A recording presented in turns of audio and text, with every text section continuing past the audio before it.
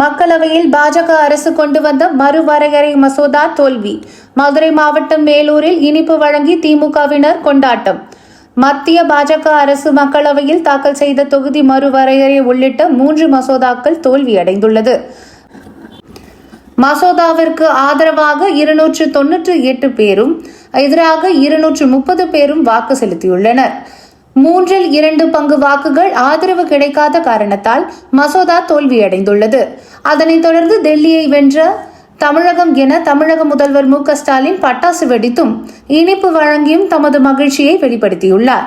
தமிழகம் முழுவதும் திமுகவினர் பட்டாசு வெடித்து இனிப்பு வழங்கி வருகின்றனர்.